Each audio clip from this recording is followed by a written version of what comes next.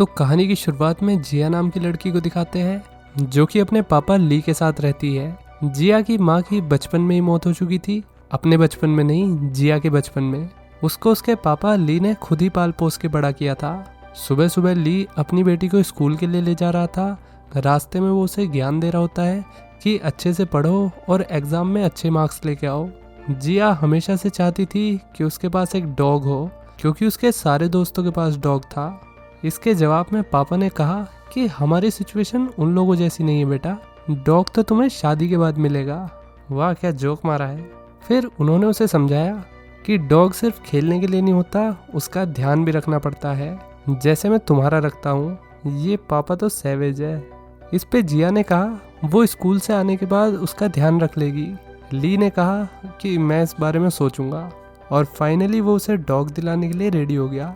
अब उसे स्कूल छोड़ने के बाद वो काम पे गया। इधर स्कूल के बाद जिया अपने दोस्तों के साथ गेम खेल रही थी। उसने ध्यान ही नहीं दिया कि शाम हो चुकी है। इधर ली अपने काम में बिजी था। वो एक कंस्ट्रक्शन कंपनी के लिए काम करता है और अपना पूरा दिन बिल्डिंगों को बनाने में बिता देता है।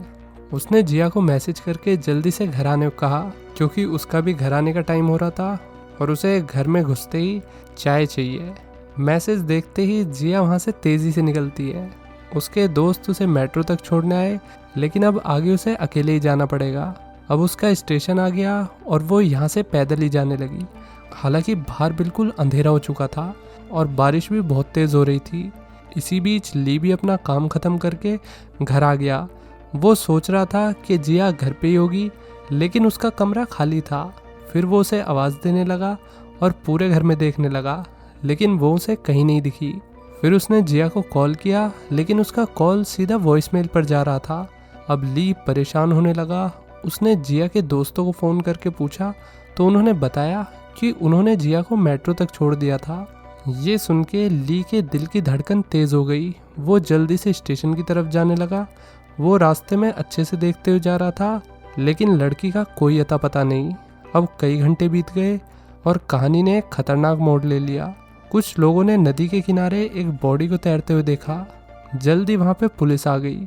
जून और उसका जूनियर ऑफिसर इस केस को इन्वेस्टिगेट कर रहे थे।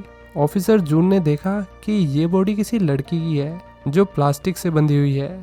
बॉडी को देख के ही उसे अंदाज़ा हो गया कि लड़की की बॉडी पानी में कम से कम 30 से 35 घंटों से है। उसने अपने जूनियर को ऑर्डर दिया कि पता करो कि आसपास कोई मिसिंग रिपोर्ट तो नहीं लिखाई गई। कुछ वक्त बाद उन्हें मिसिंग रिपोर्ट से ली के बारे में पता चला। फिर उन्होंने ली को हॉस्पिटल बुलाया और उसे उसकी बेटी की डेड बॉडी दिखाई। ली की आंखों से आंसू रुक नहीं रहे थे। जी हाँ, ये जिया ही थी। उसे यकीन नहीं हो रहा था कि एक दिन पहले वो अपनी बेटी से बात कर रहा था, हंसी मजाक कर रहा था, और आज उसकी बेटी उसकी किसी बात का जवाब नहीं दे रही। दुख के मारे वो उसे अपने हाथों में लेके ज़ोर ज़ोर से रोने लगा। अब ऑफिसर ने ली से पूछा कि जिया का कोई बॉयफ्रेंड था क्या। इस पे ली ने मुंडी हिलाते हुए मना कर दिया। वो समझ नहीं पा रहा था कि उसकी फूल सी बच्ची को कोई क्यों मारेगा। अब जिया की बॉडी की जांच हुई और जल्दी फॉरेंसिक रिपोर्ट भी आ गई, जिसमें ये पता चला कि इस कांड में 2 जने शामिल थे। ऑफिसर जून ने लड़की के बाप की हालत देखते हुए सोचा कि उसे ये बात उसके साथ शेयर नहीं करनी चाहिए। जिया का बाप पूरी तरह से टूट चुका था। वो इस दुनिया में अब पूरी तरीके से अकेला पड़ गया था। उसे अंदर से बहुत गिल्ट महसूस हो रहा था, ये सोच के कि अगर वो खुद जिया को लेने गया होता तो शायद वह आज जिंदा होती। असिस्टेंट ऑफिसर ने ली को सांत्वना देने की कोशिश की और कहा कि चिंता मत करो, हम दोषी को जल्द पकड़ लेंगे। अब जून और उसका जूनियर ऑफिसर वापस वहीं पहुंचे जहां जिया की डेड बॉडी मिली थी।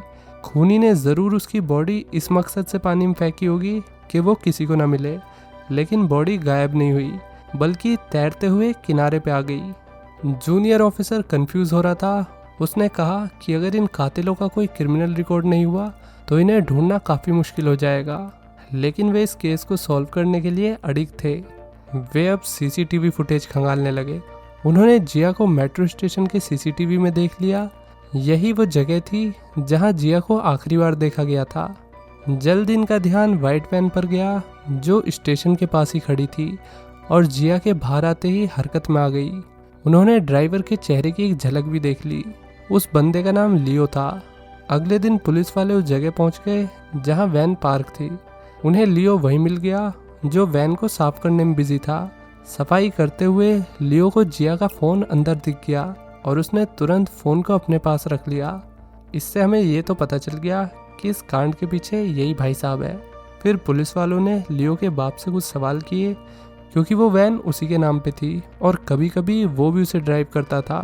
पुलिस को देख के लियो बहुत ज़्यादा घबरा गया और उसने तुरंत घर के अंदर जाके खुद को कमरे में बंद कर लिया। अब उसे वो रात याद आई जब जिया अकेले घर जा रही थी।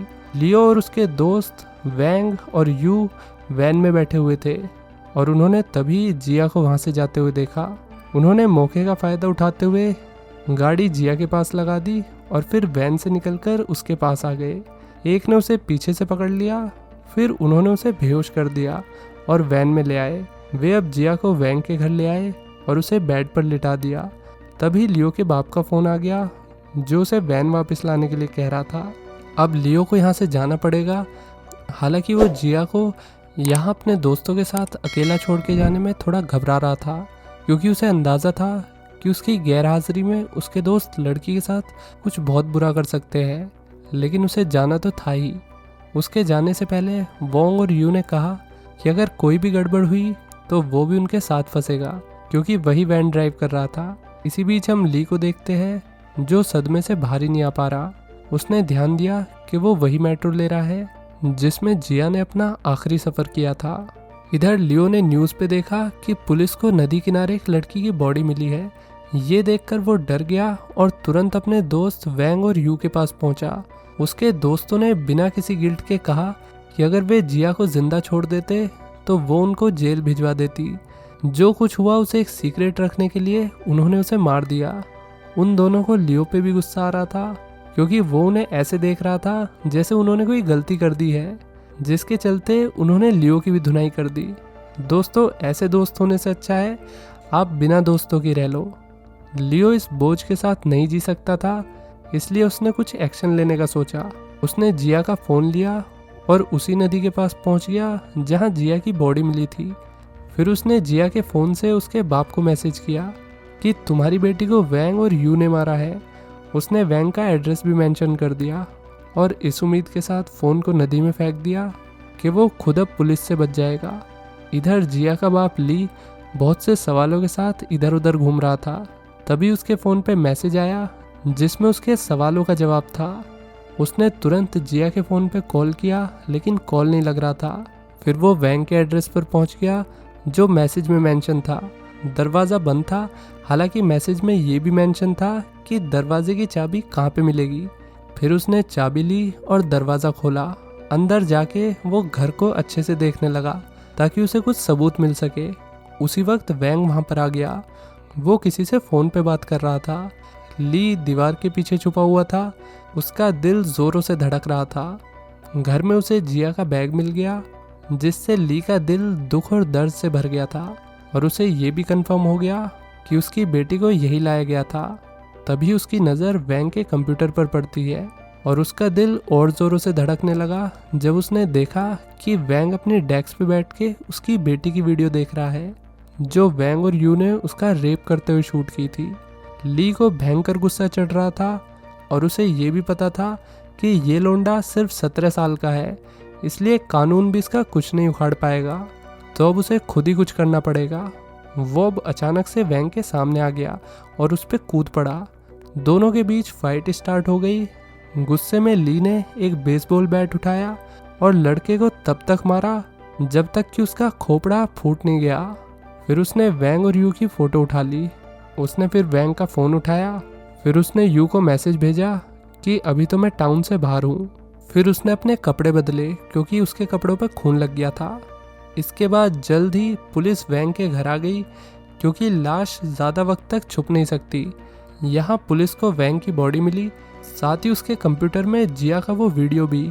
और तो और वैंग ने जिया के अलावा 2 लड़कियों को और अपना शिकार बनाया था। ये इन्फॉर्मेशन इस केस के लिए काफ़ी क्रूशियल थी जिसने वैंग और यू के पिछले एक्शंस को लेके कई सारे सवाल खड़े कर दिए। इसके बाद ऑफिसर जून ने ली को कॉल किया लेकिन ली ने कोई जवाब नहीं दिया। पुलिस को वैंग के घर पे ली के कपड़े और ब्लड सैंपल मिले थे, जिससे उन्होंने अंदाज़ा लगाया कि वैंग की मौत के पीछे ली का हाथ हो सकता है।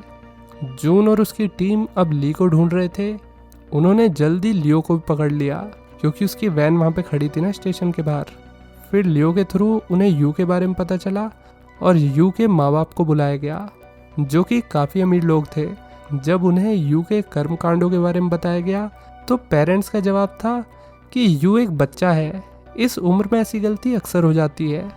वैसे भी जब तक कोई लड़की खुद आगे से इशारा ना करे तब तक लड़के कुछ नहीं करते।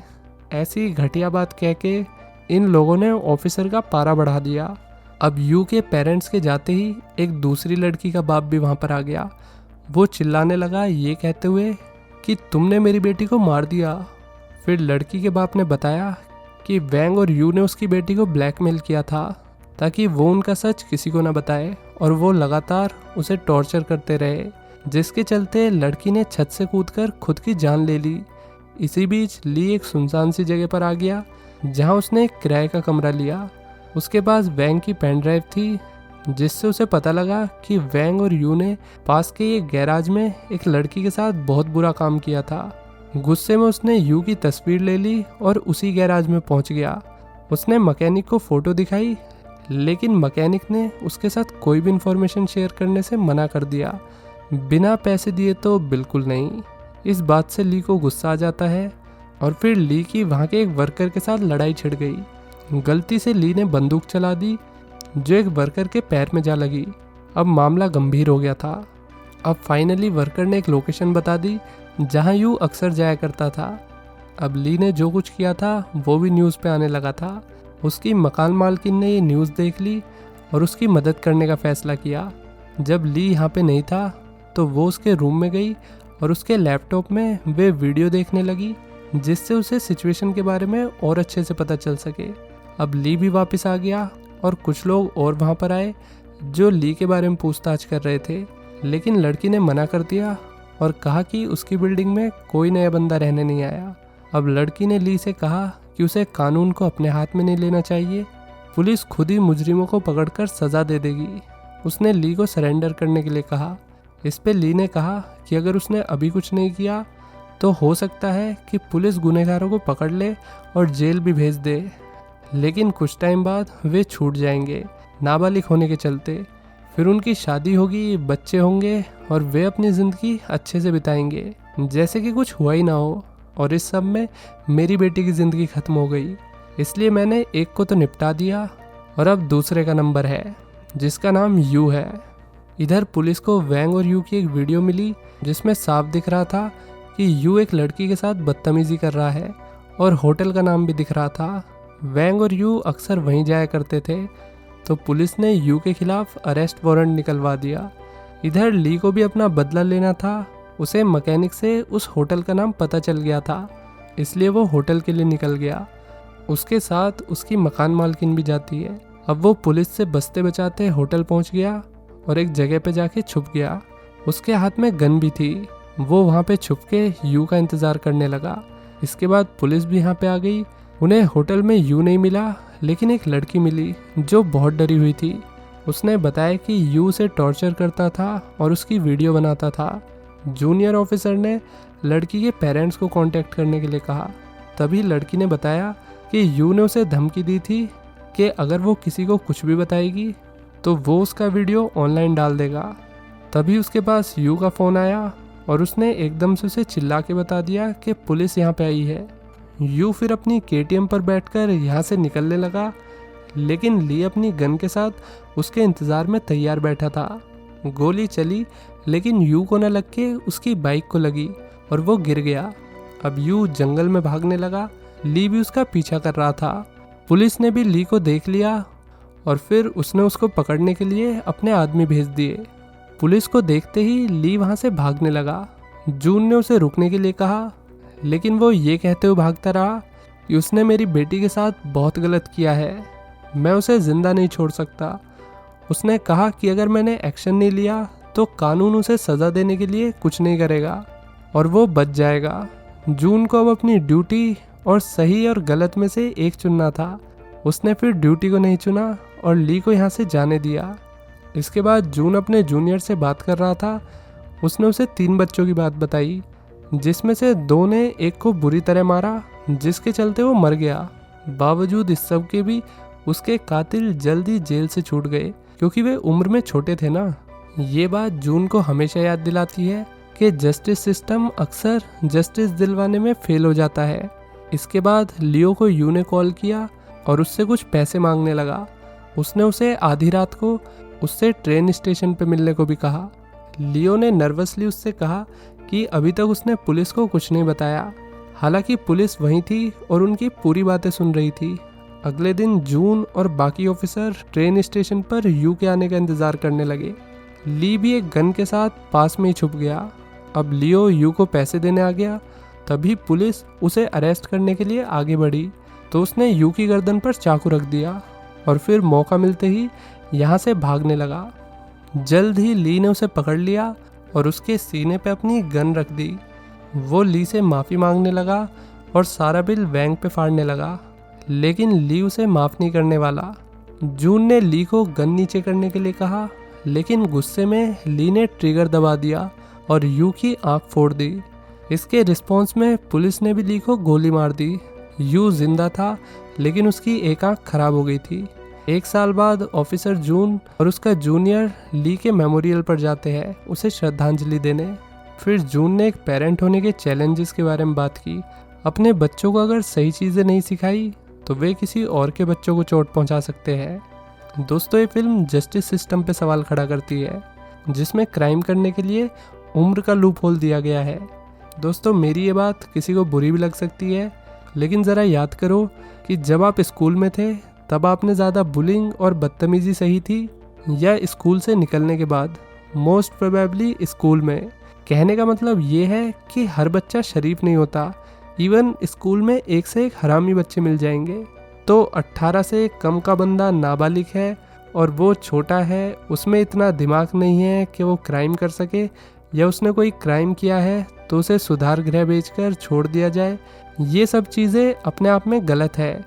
जुवेनाइल सिस्टम को चेंज होने की ज़रूरत है, ताकि इंटेंशनली किए गए क्राइम की सज़ा हर किसी को मिल सके, रिगार्डलेस ऑफ देयर एज। इस टॉपिक पे कोरियन सीरीज़ भी आई थी, जुवेनाइल जस्टिस नाम से। आपका क्या सोचना है इस बारे में, कमेंट करके बताइए। I will also join you. तो कहानी कैसी लगी, वीडियो को लाइक और चैनल को सब्सक्राइब करके बताइए। चलिए मिलते हैं नेक्स्ट वीडियो में। Till then take care, bye bye.